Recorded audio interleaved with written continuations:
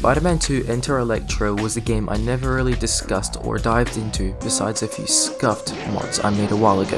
But after the recent Thor discovery and the great reception I got on that video, I thought I'd share with you all something I never bothered to in the past, since my interest in Enter Electro at the time was, to say, limited. So back in 2020, Krystal Gamer reached out to one of the founders of Vicarious Visions, Karthik Bala, who happened to work on the game design and scripting team for Enter Electro.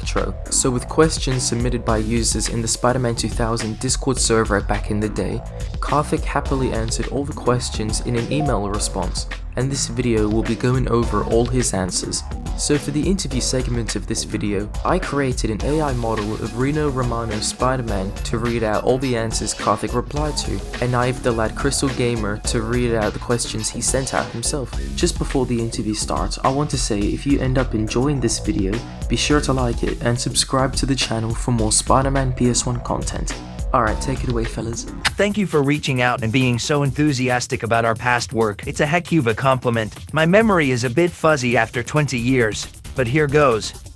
When did the game start development? This comes from the fact the game was released 1 year after the first one, so that must have been a super tight development period, right?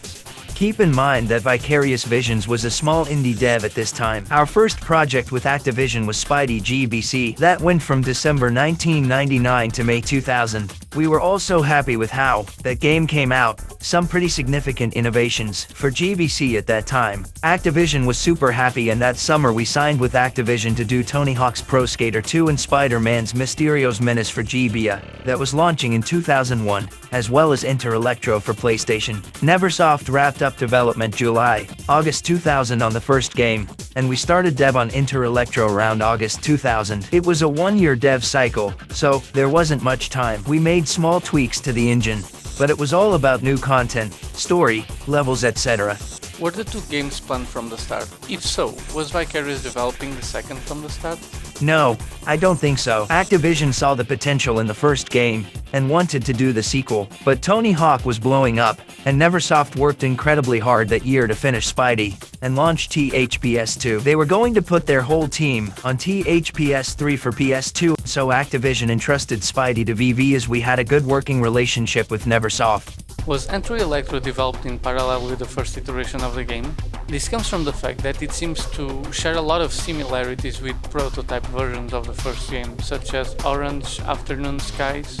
Wow, I hadn't seen those videos before. Very much a coincidence. As I recall, the first tutorial level was one of the last we put into the game. I think I just said, let's do Sunset, since the first chapter that followed was all at night. Did the Game Boy development of Spider-Man games help Activision choose Vicarious for the development of the sequel?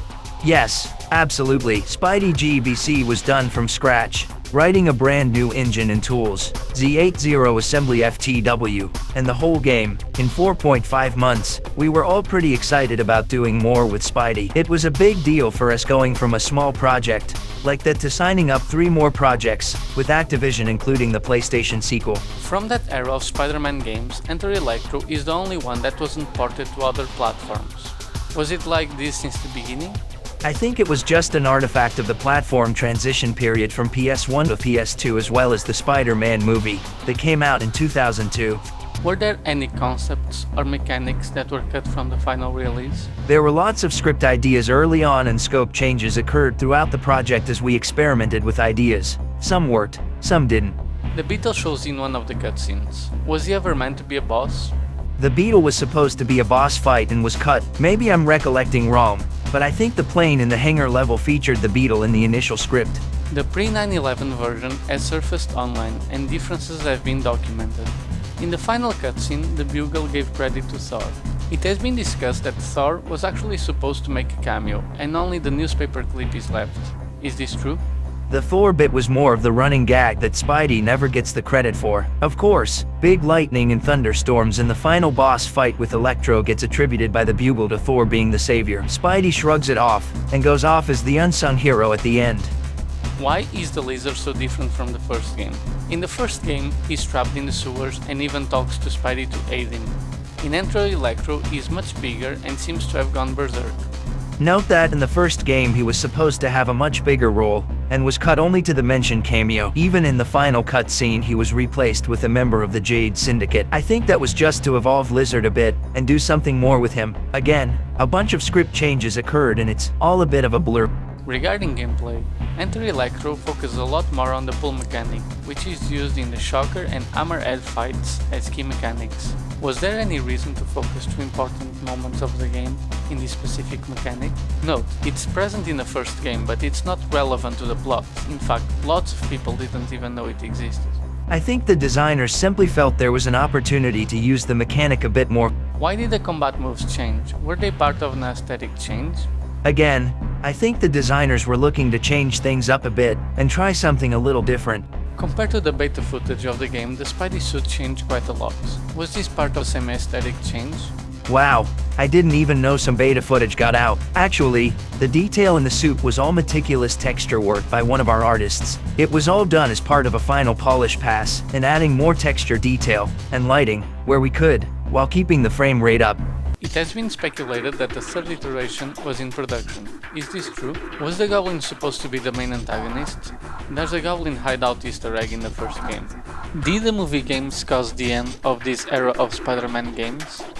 We would have loved to have done a third game in the original PlayStation series. There was talk about doing a PS1 version of the movie game at one point or a comic book-based sequel, but ultimately, the powers that be felt it would be better to focus 2002 on the movie game on the new consoles, which featured Goblin, instead of the comic book-based storyline. We got to do some cool stuff later with Ultimate Spider-Man along with Treyarch, but it definitely wasn't the classic 2000-2001 short-lived era.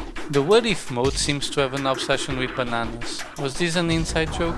Definitely an inside joke, which I cannot remember. Enter Electro's What If mode doesn't follow the comics as much as the first iteration. Was this due to lack of time? Yeah, we wanted to do more with What If, there just wasn't enough time. Were the X-Men supposed to have a bigger involvement? Activision had the X-Men license. We thought it was an opportunity to bring a few in and tie it into Danger Room training. I remember watching Spider-Man and his amazing friends as a kid. There was an episode or two featuring the X-Men and Spidey in the Danger Room, so it was a bit of a nod to that. The final cutscene gives a small nod to the original game by showcasing the original cast of villains. Were they just a shout-out or supposed to be in the game? Yeah, just a nod to bookend it. We knew there likely wouldn't be another one, in this continuity anyway, and it was a nice way to tie them both together. The cover art seems to be from Julie Beale's Spider-Man vs. Carnage, but with tiny changes. Was it tweaked or just custom made? Not sure. Activision handled all that, and it was done by the same artist who did the first one, I think. Tommy Tallarico's involvement in Enter Electro was much reduced. Was it related to scheduling issues? I'll have to ask Tommy if he remembers. Might have been.